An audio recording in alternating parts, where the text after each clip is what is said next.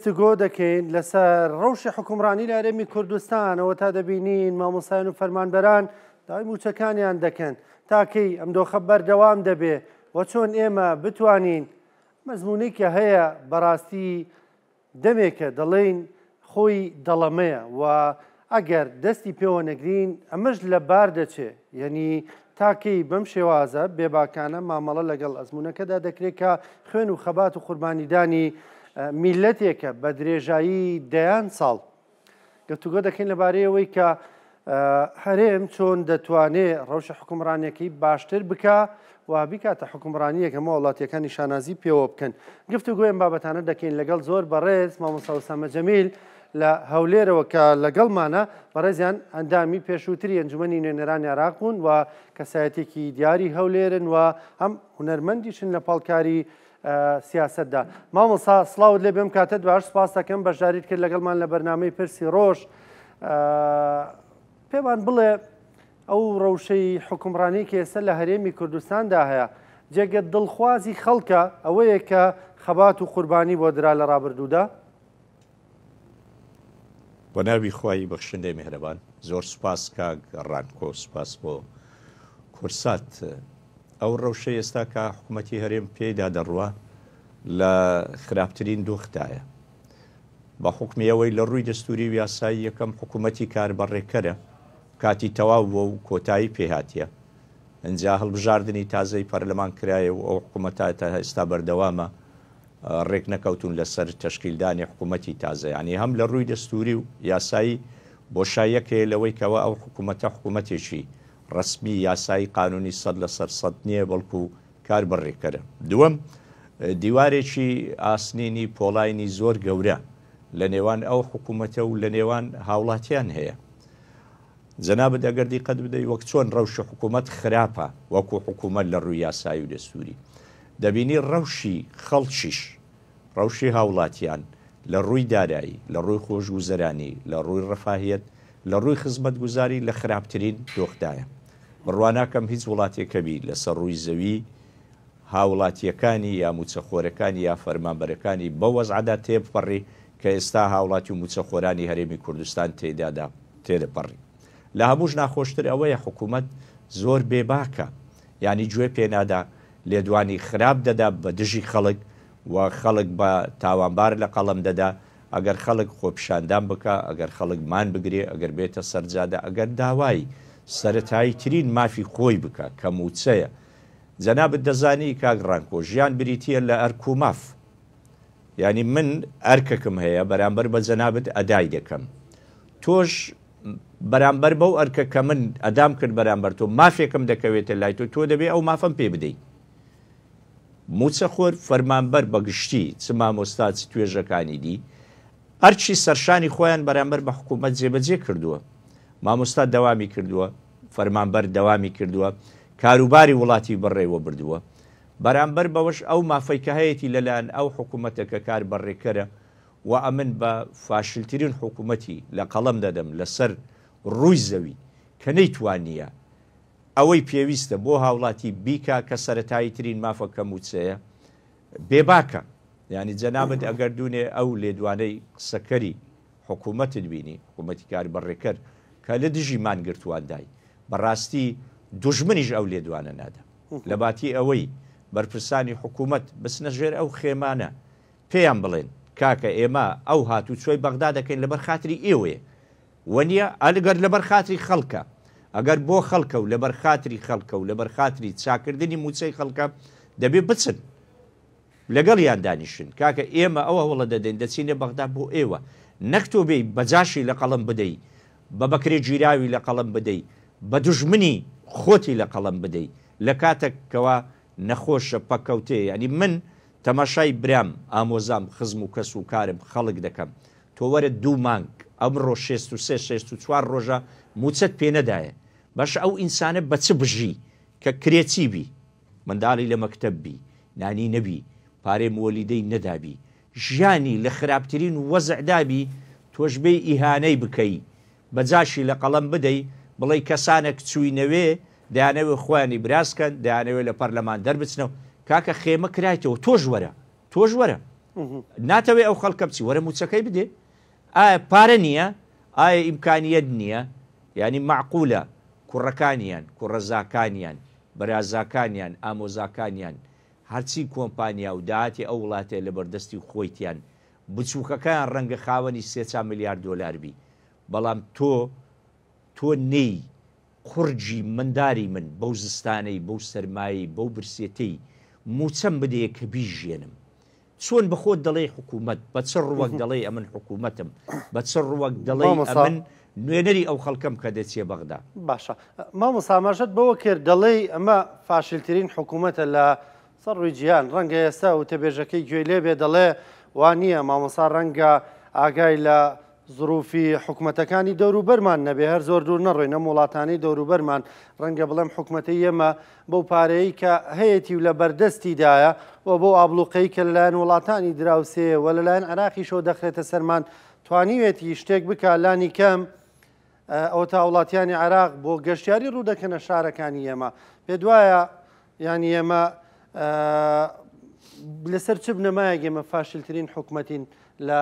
لە جیهان داوای کە تۆ دەیڵێ واللهی کاگەڕانکۆ حەزم دەکرد ناوی یەک دوو حکوومەتم بدەیێ کەوا وەزعی زۆر خراپتر بی لەما یعنی چه حکوومەتەک هەیە مەسەلەن مامە ساڵبەت من پرسیار دەکەم نەگەوەی کە ئەوە ڕای خۆم بێ تا من بێم ناوی هەندێک ینی ئەگەر وتەبێژی بەڵێ ئەگەر وتەبێژی حکوومەتی ژوا دەڵێ حەزم دەکرد ناوی یەک دوو حکوومەتی بدابامێ هەتا بم زانی با چه حکوومەتێک وەزعی لەما خراپترە ئەگەر ئەوە تورکایە ئەوە لە بەرچاوتە ئێرانە لە بەرچاوتە دووەلی خەلیجە بزانێت چ ژیانێک دەبەنە سەری و چ خۆشێک دەژین ئوردن بە ئوردناتی خۆی کە یەک قەترە نەفتی نییە یەک دڵۆپە نەوتی نییە لەسەر اقتصادی عێراق دەژی لەسەر نەوتی عێراق دەژی لەسەر هاوکاریەکانی ئەمریکا دەژی یەک ڕۆژ موچە دواناکەوی موچە سەرەتاییترین مافە حەقە کە دەبی وەریگری ما باقی ئەتوو دەرەی هاوڵاتیانی جنوب عێراق دێنە گەشتیاری دێنێرە کاکە ئێرە بارە سروشتەکەی خوای گەورە وای دروست کردیە بێخاڵ و گەلێ عەلیبەگ و زەڵمی لە کوردستان دروست کردیە لە بەسڕەی دروستی نەکردیە خەڵکی کوردستانیش دەستا هەوارەکانی بەسڕی جەنابەت نابینی گروپی گەشتیاری هەیە خەڵک لێرە دەڕوا دەستا ئاوارەکان لەوێ ماسی دەخوا لە چبای شو لەوانە دەگەڕێ ئەوە قیاز نییە کابرا کە دێتە کوردستان پارەی خۆی دێ سەرف دەکا معاشی خۆی کە وەری گرتێ لە حکوومەت دێ لێرە سەرفی دەکا لەبەر ئەوەی ئێرە شوێنێکی گەشتیاریە و دێ ئەو گەشتیاری ئازاتی کەسی تێدا نییە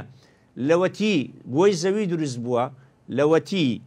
ژیان هەیە لە کوردستان ئەو ناوچە گەشتیاریان هەر هەبووینە خەڵک هەرهاتی و سەری لێدا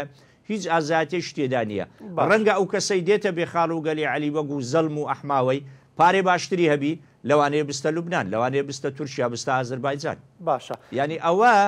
قیاز ناکرێ بە پێشکەوتن قیاز ناکرێ بەوەی تۆ گەشتیاری تێکاکە بە من چی گەشتیاری کە من 20,000 مۆلیدەم نەبی کە مامۆستا بێتە سەر تەلەڤیزیۆن مقابلەی بکەن بگریە برێ وەڵڵا نان نییە لە مارم دینارێکم پێ نییە ئەو 1000 دینارم پێە خۆشگوزەرانی ژیان بە هاوڵاتی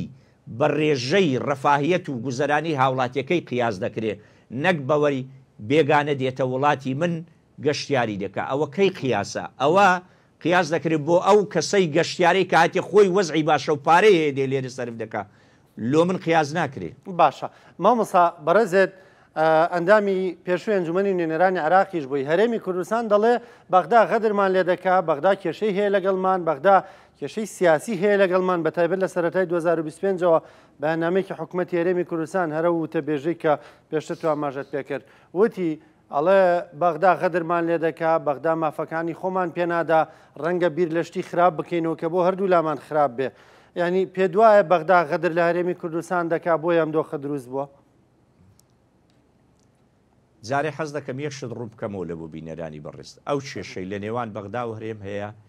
کێشەی دارایی و ئابووریە هیچ ڕەبتی بە سیاسەت نییە نهائیەن ئەگەر بیکەنە کێشەی سیاسی و بڵێن ئەمە کوردین و غەدرمان لێ دەکا شتیوانیە ئەگەر وابی دەبوایە ئەمە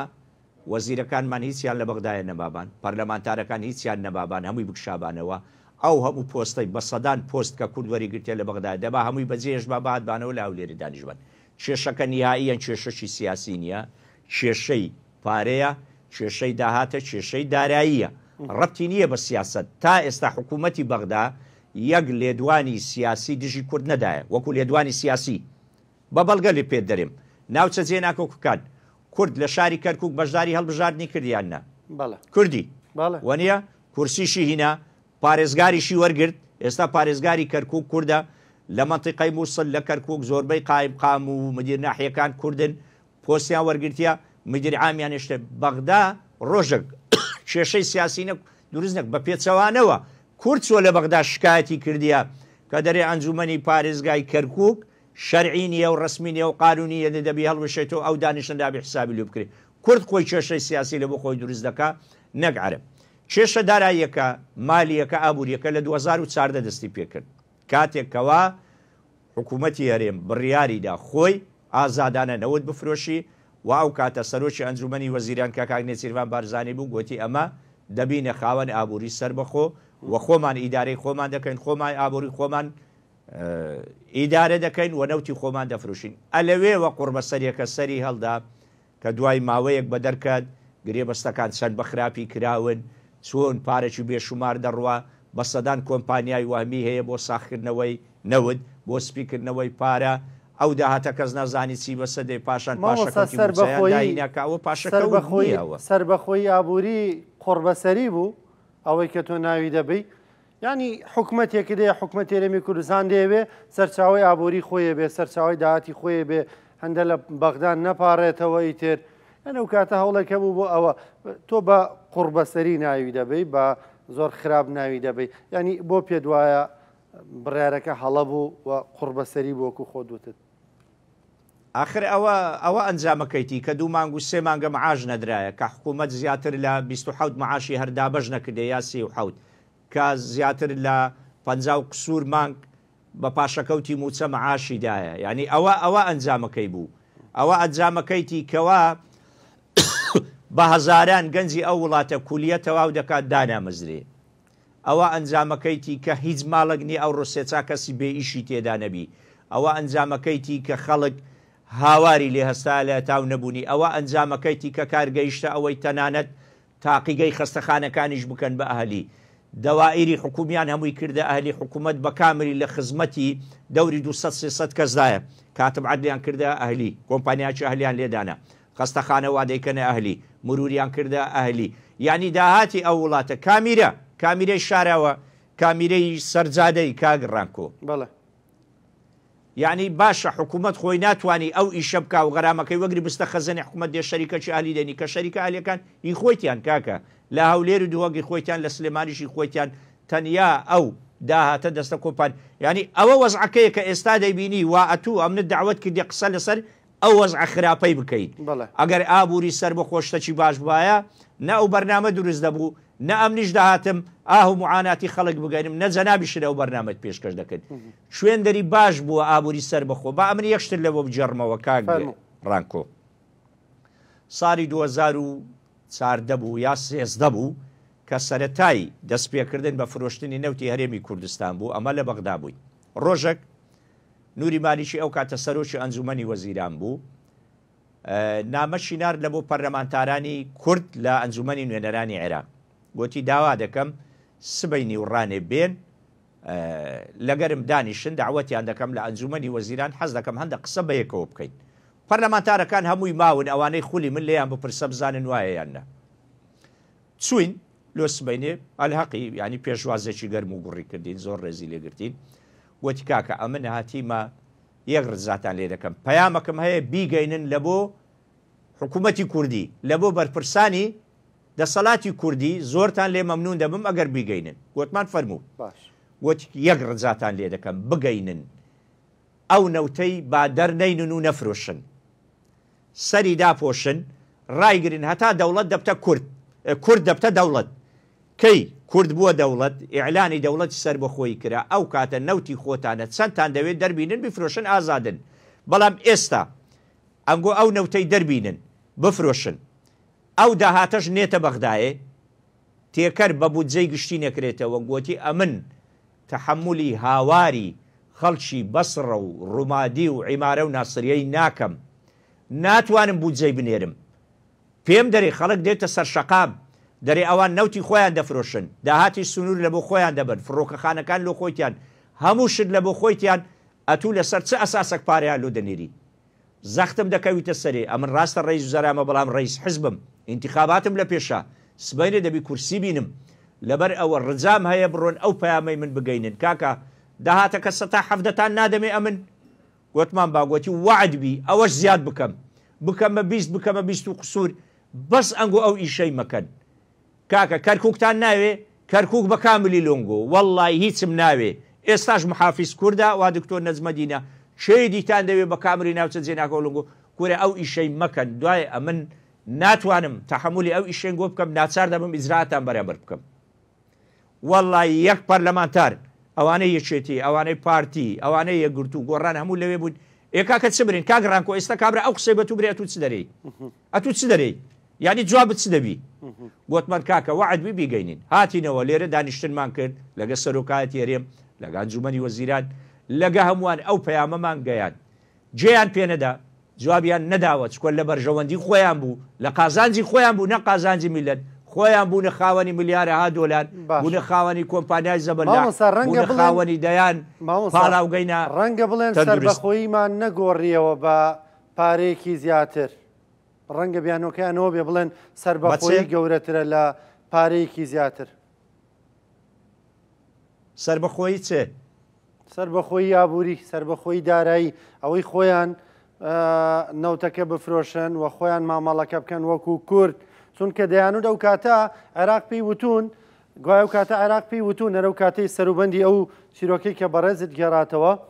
وتوێتی کورد ناتوانێت هەرگیز نەوت بفرۆشێ کورد هی ئەوە نییە بتوانێت مامەڵەیەکی وا بکە دەڵێن لە ڕەتفعلا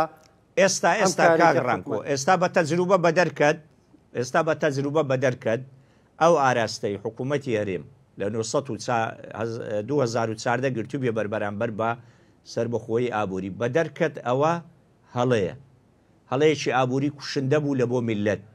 حکوومەت نەیتوانی مەعاش بدا هەموو خزمەت گوزاریەکان وەستا هەموو ئاوەدانکردنەوەکان وەستا کێشەی گەورە دروست بوو بەغدا فرسەتی هینا کێشەی لەوە گەورەترمان لە بۆ دروست بکە هەو بوو دیتت وەزعک بەسەر هەرێمی کوردستانە لە ڕووی سیاسی و لە ڕووی ئابووری لە ڕووی عەسکەری شکستمان هینا لە 16 ئۆکتۆبەر حکوومەتی عێراق جومی کرد ئەو ناوچانەی هەمووی گرتەوە یعنی سەر لەبەری بگرێ هەتا ئێستا ئەو سیاسەتە هەمووی بە هەڵە ڕۆیی هەمووی بە غەڵەت ڕۆیی هەمووی بە زیانێکی یەجگار کوشندەی میلەت ڕۆیی ئەوەی ئیسیفادەی لە وەزع کرد کۆمەڵک لە سیاسیەکانن کە بوونە خاوەن پارەی زۆر کە بوونە خاوەنی ملیارەها دۆلار و ئامادەنین ئەو پارەی بدەنە میلەتی ئامادەنین وەزعی خەڵک پێچا بکەن خۆیان ئەشەدەن و بیلا قازانجی باشیان لێ کردیە بەڵام تۆ وەگرە وەکو هەرێمی کوردستان وەکو میلەت وەکو خەڵک وەکو موچەخۆر وەکو خزمەت گوزاری زەرەر و زیانێکی زۆری لێکردێ کاکە کورد دەرێت زەرەر لە نیوەی بگەڕێتەوە قازانجە ئێستاش دەتوانن ئەوانە ئەگەر بیانەوێ بە خۆیان دابچنەوە گۆڕانکاری بکەن ئەوە وەزعی چاپ بکەن بەڵام ئاەتێکەیە لە قورآنی پیرۆز دەرێ ئین الله لا يصلح عمل المفسدين ئەوانەی مفسدن یا گەندەڵکارن خوای گەورە کە ماوەک لەسەری بەردەوام و دەرێ قەت چاچیان ناکە قەت ناگۆڕێن دڵنیابە دەسەڵاتی کوردی بیر لەوەی مەکەوە ڕۆژێک دابێ باش بوون لەگەر ئەو میلەتەی هەتا ئەوانەش مابن ئەو میلەتە خۆشی لە خۆی نابینی یعنی پێ دوایەمانە مفسیدن مامۆستا بەڵێ پێ دوایە مفسیدن پێ دوایە و ئاەتە دەیانگرێتەوە بزانە فاسد بەڵێ فاسد ئەوەیە کە گەندەڵە ئەمن لە دایرەی ماتوو دە ئیشەکرد لۆ دەکەم 10,000 دینارم دەدێ بەڵام مفسد ئەوەیە کە گەندەڵی بڵاو دەکاتەوە کە خەڵک فێرە گەندەڵی دەکات مەسەلەن کابرایەک لە مارێ دانیشتیە عاجزە لە حیزب پێی دەرێن کاکە وەرە بیکەنە مدیر عام با ڕێک وەزعی باش بی دێ کابرا بەڕاست و بەچەپ لێ دەداوەنیە پێی دەرێن وەرە دەکەینە مدیری فران دەستگای کاکە 3 سال خۆت پێ بگەینە ئەوانە چۆن چادە بن کە ئێستاش بەردەوامن لەسەر نازام ئەگەر وشەشیدی لە مفسیدی گەورەتر هەبی وەڵڵی شایانن ئەوانە بەز نییە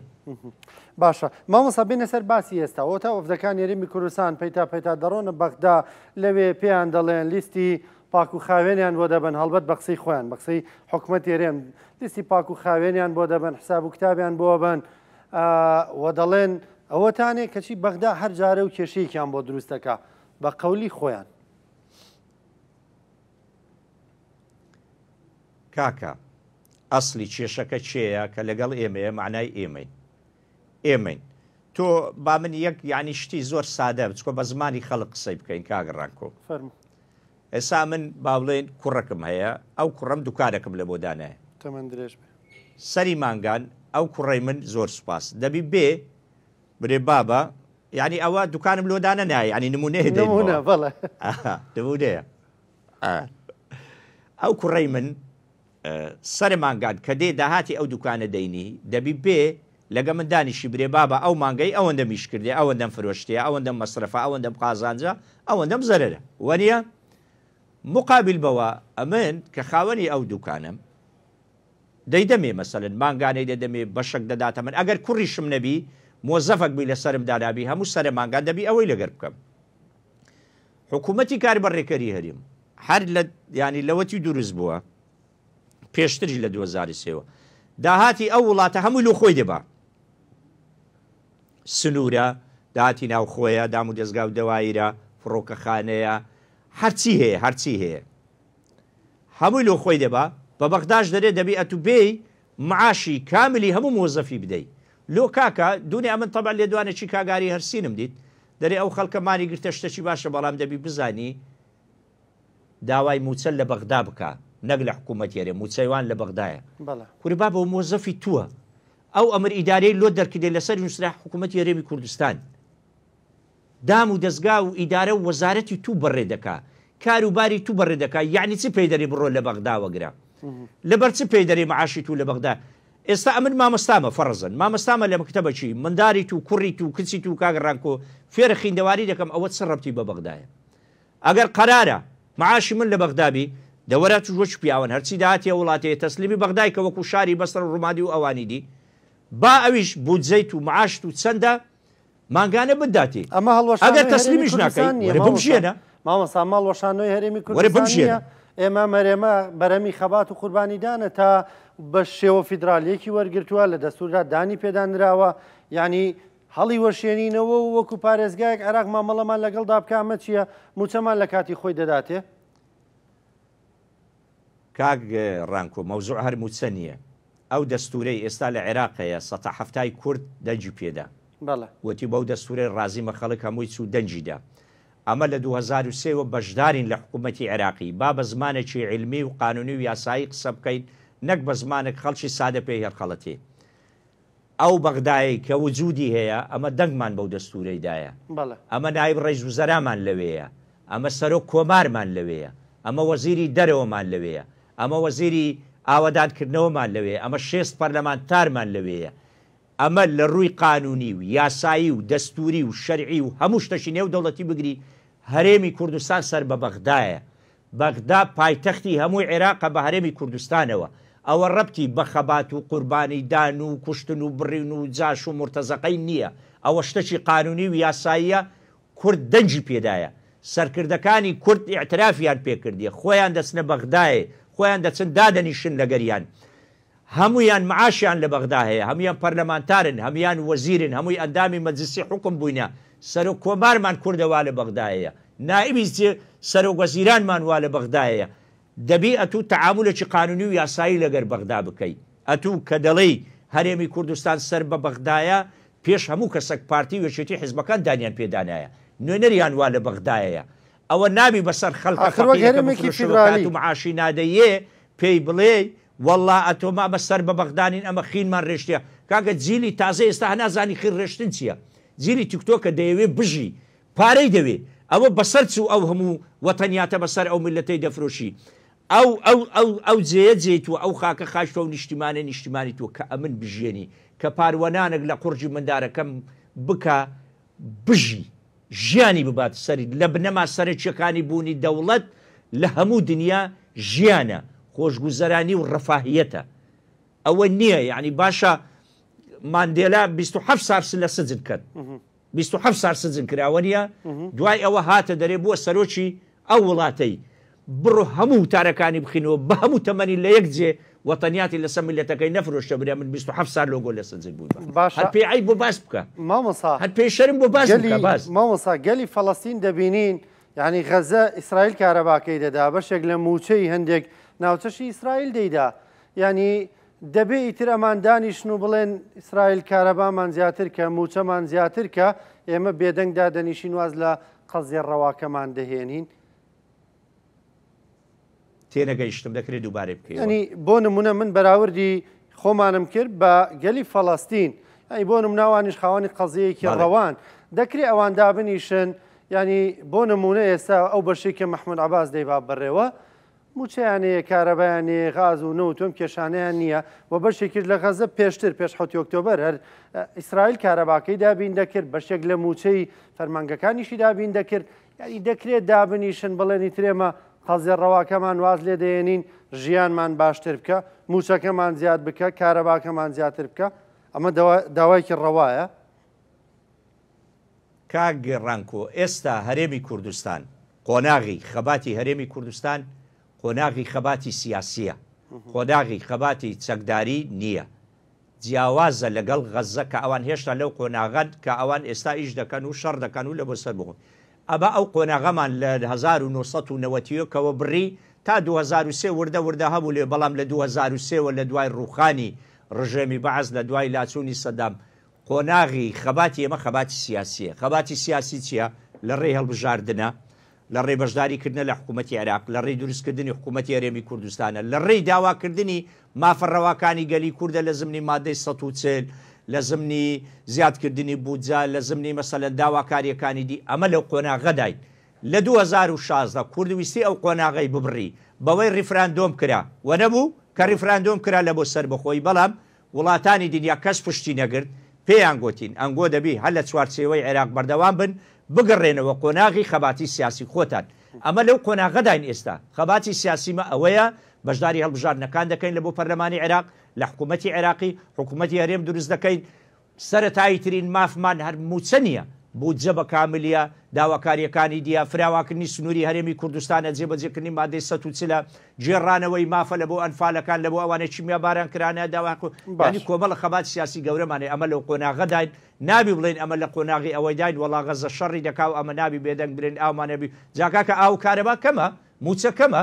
لە دنیا ژیان لەسەر ئەوە وەستایە دەبا ئێستا لە سوید سعاتە کارەبا بکوژێتەوە بزانێ 1 ملیۆن کەس نایەتە سەرجادەی باقی تا ڕاوەستی بووە مەسەڵات نەبی با 1 مانگ معاش تاخیر بی 1 ڕۆژ معاش تاخیر بی بزانێ خەڵک چی بێسی ژیان ئەوەیە کاکە کەم نییە کارەبا کەم نییە ئەو کەم نییە موچە کەم نییە ژیان ینی خۆشگوزەرانی خەڵک کە خەبات دەکا کە تێدەکۆشی هەموو وڵاتێک لە بۆ ئازادی و لە بۆ خۆشگوزەرانی ئەسڵە خۆشگوزەرانی لە پێشەوەی ئازادی شەت و کەنانت نەبی ئەمن و ئەمان و ژیانی شت نابی باشە مامۆسا ئێسەیەکێک لە داواکاریەکانی مامۆسایان و فەرمانبەران کە مانیان گردووە خۆپیشاندان دەکەن ڕۆژانە شاری سلێمانی داوای تەوتین دەکەن موچەکانیان تەوتین بکرێ ئێوە بێگومان ئەندامی ئەنجومەنی نوێنەرانی عێراق بوون ئەوانش کە خانەنشین دەبن هەر موچەکانتان تەوتینە ینی پێ دوایە کێشەی فەرمانبەران چارەسەر دەکات کێشەی مامۆسایان چارەسەر دەکات تەوتین پێ دوایە داوایەکی ڕەوایە بۆ مامۆسایان ئەوەی 1 ڕۆژ لە بەغدا دەوامی کردیە لە هەر سێ دەسەڵاتەکە کە دەسەڵاتی دادوەریە و دەسەڵاتی تەنفیزیەکە ئەنجومەنی وەزیرانەوە دەسەڵاتی تەشریعیەکە ئەنجومەنی نوێنەرانە ئەوەی لەوێ 1 ڕۆژ دەوامی کردیە ئێستا خانەنشینە لەسەر عێراق موچەکەی تەوتین کرایە یا لە بانکی ڕافیدەینە لە بانکی بازرگانیە ئەمن 1 لەوانم سەرمانگان ئەپلیکیشنەکەمەیە لە مۆبایلەکەم نامەکەم لۆدە دەرە ڕاتبەکە دابەزی بڕۆ وەریگرە دەسمە TBI باقی تیجاری کە لە سلێمانی فترەك لە مازدی مۆڵ بوو یەک لە لای تربیەی کۆن بوو تربیەی گشتی لەسەر زادەی وابزام سەوەڵەکەی خەڵک ئەندام پەرلەمانەکان هەر هەمیان بگرە یعنی لە کاک مەسعود کە سەرۆکی ئەنجومەنی حکوم بوو مامجەلال بەڕەحمەت بی کە سەرۆکی ئەنجومەنی حکوم بوو هەتا ئەوانی دی خوارێ هەمووی معاشیان لە بەغدایە مانگانە وەری دەگرین حیمایەشمان لەسەر بەغدایە حیمایەکانیش معاشی وەردەگرن و کەسیش پێمان نارێت جاش کەسیش پێمان نارێ مرتەزەقە کەسیش پێمان نارێ بەکرێ گیرا و کەسیش نارێ خۆفرۆش بەڵام موەزەف ئەگەر کاک ئاری ئەتوو بە من دەرەی بڕۆ داوای موچەل لە بەغدای بکە دەوەرە با حکوومەت بێ کاکە تەوتینەکەی بکە لەسەر بانکی ڕافیدەین یا بانکی تیجاری لەسەر حکوومەتی عێراق تو نارێ بڕۆ داوای موچەل لەوێ بکە بەغدا دەرەبینە ناوم دێ با تەوتین بکەم دەوەرە موافقەت بکە باوەرگرم بەڵام کێشەکە لە چییە بانقەچی ئاهلی هەیە کە هی خودی سەرۆکی ئەنجومەنی وەزیرانە هی خۆیتی دەیەوێ ئەو پارەی بەغداکە بنێری بێتەکنەوی چەند ڕۆژێک لەو باقی بمێنێتەوە تەمەن قازانجی لێ دەکا لە سەتایەکی لێ دەجێڕیتەوە لەوانەیە هەر هیچ نەبی مانجێ بەلای کمی لەوانەیە 56 میلیۆن دلاری خێربی ئەو باقە کاکە تو دەدەقە پارەی لە باقی دانێ ئەو پارە دەسوڕێ قازانجی دێتە سەرێ خۆ پارە لە باقی دانانێ بنوی کێشەکە لێرەیە دەیانەوێ بەشەچی لەوەی قازانجکەن بەسەچیش ئەو میلەتە قورجی هەر لە بەردەستی خۆیان بی هەر وەختی بیانەوێ قورجی بخشن هەر وەختی بیانەوێ بیکەنەوە ئەگە نا لۆ ئەمن معاشم لەسەر بەغدایە جاژنیمە لۆ هەرچی وەزیرە هەرچی ئەندامی ئەنجومەنی حکومە هەرچی ئەندام پەرلەمانی معاشی لەسەر بەغدایە جاش و مرتەزیقانیە لۆ زەرەری لۆ قەزەی کوردی نییە لۆ ئەگەر فەرمانبەری داما و ئەگەر مامۆستای داما و معاشی بکەوتە سەر بەغدا زەرەری لە بۆ قەزەی کوردیە شتیوانیە ئەبەدەن مەبەستە دەژماری من بوو پێشتر مامۆسا کەوتە دین سەرۆکی حکومەتە بەڵێ هەژماری من بەڵێ هەژماری من بەڵێ باشە مامۆسایەسا مامۆسایان مانیان گردووە لە شاری سلێمانی و خۆ پیشاندان دەکەن لە شار و شارۆچکەکان ئایا بەڕێزت لە هەولێری ئایا لە هەولێر مامۆسایانم کێشانیان نییە فەرمانبەرانم کێشانیان نییە ئەوان لە کاتی خۆیدا موچە وەردەگرن ژیان و گوزەرانیان باشە و دەنگی ناڕەزایەتیان نییە وەڵی کاک ڕانکۆ هەمان کێشە هەیە مامۆستا هەر مامۆستایە چ لە هەولێر بی چ لە سلێمانی بی چ لە دهۆک بی چ لە حەڵەبجە بی هەموو یەک کێشەیان هەیە ئەویش کێشەی نەبوونی موچەیە کە موچە دێ لە بۆ هەمووی دێ کە نایە لە بۆ هەمووی نایە ئێستا لە سلێمانی کە مامۆستا فەرمانبەران مانیان گرتیە ئەوە جۆرێکە لە خەباتی مەدەنی کەوا گرتووتیانە بەر و خەڵکمان دەگری ئەوە لە هەموو وڵاتەکە شتێکی ڕسمی و یاسایی و قانونیە و هیچ کێشەی نییە پێرێ هەندێک مامۆستا لە هەولێرێ بەڵێمانیان گرت چوونە بەردەم ئەنجومەنی وەزیرانیش و داوای ئەو مافەیان کرد بەڵام لە هەولێرێ لۆ بەو حەجمە نییە جەنابەت دەرێ لۆ خەڵک خێمەی هەرنادا لۆمان ناگری ئەمن ئەوە ڕێی خۆمە دەڵێم بڵێ لە هەولێرێ ترس زیاترە تۆقی زیاترە دەستگا ئەمنیەکان تونترن لە مامەڵەکردن لەگەڵ خەڵک لەگەڵ هاوڵاتی و بە هیچ شێوەک ڕازی نابن خەڵک بێتە سەرجادەی داوای مۆڵەتیش بکەی مۆڵەتت نادەنێ و نایلن یعنی ئەو ترسەی ئەو تۆقانێ ئەو قەمعی لە هەولێر هەیە لە دۆکەیە لە سلێمانی زیاترە لەبەر ئەوە خەڵک ناوێری ناتوانی بێتە سەرجادەی بەڕاستی لەوانەیە تووشی لێدان بێ ئەوێ سارێ بەبیری دێ لە هەولێری خۆ پیشاندان کرا لەسەر پاشەکەوتی موچەی دیتر و زابتی ئاسایش بە شەق بە پێ لە قەبەردە بۆ گیانی خەڵک لێیان دەدەن لە مامۆستایەکیاندا مامۆستا کە دێگۆ لۆ لێم دەدەی کاکە من داوای مافی خۆم دەکەم دکتۆرە شایانیاندا محکەمەی چەند کێشەیان دروست کرد لە خەڵکیاندا ڕێگەکانیان هەموو کرد ئەوەیە قەمعەکە لە هەولێر زیاترە بەڵام با من یەک شت برێم هاچی خۆ پیشاندانە کە لە سلێمانی بۆ شێوازە ینی مامۆستا تاکەی مەسەلەن موچە نەدەی بە خەڵک ژیانی دابین نەکەی هەتا هەولێر و بەغدا ڕێک دەکەون هەتا هەولێر و بەغدا ڕێک دەکەون هیوادارم مافی خۆی بکە ینی مامۆستا دەڵێم ڕێگەی پێ نەدەی تەنانە داوای مافی خۆشی بکە وایە وایە ڕێگەی پێ نادەن بەڵام ئەوە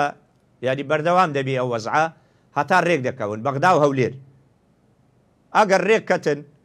ڕێککەتن ئیشاڵە ئومێدەوارم دوای ئەوەی دوێنێ ئەنجومەنی نوێرەوان دەنجی لەسەر ئەنجومەن نوێنەرانی عراق دەنجی لەسەر تعدیلی بودجەدا و دەنجی لەسەر پرۆژە یاسای نەوت و غازدا کە نەوتی هەرێمی کوردستان لە ڕێی سۆما بفرۆشێ ئومێدەوارم هەردوو لایەن پەشیمان نەبنەوە و ئەو بڕیارە جێبەجێ بکرێت لە بڕیار گرنگتر جێبەجێکردنەکەیەتی بەڕاستی ئەگە جێبەجێ بکرێ بە تاکەیت ئەو وەزع دەگۆڕێ وەزعکە باش دەبی خەڵکەکەش موچەی خۆی وەردەگری و ژیانەکە باشتر دەبی لەوەی کە ئێستا هەیە زۆر بەڕێز مامۆستا وسامە جەمیل ئەندامی پێشووتری ئەنجومەنی نوێنەرانی عێراق سپاس دەکەم سپاس بۆ بەشداریکردنت لە بەرنامەی پرسی ڕۆژ بۆ خستنە ڕووی ڕاو سەرنج و تێبینی بۆ چوونەکانی خۆت زۆر سپاس دەکەم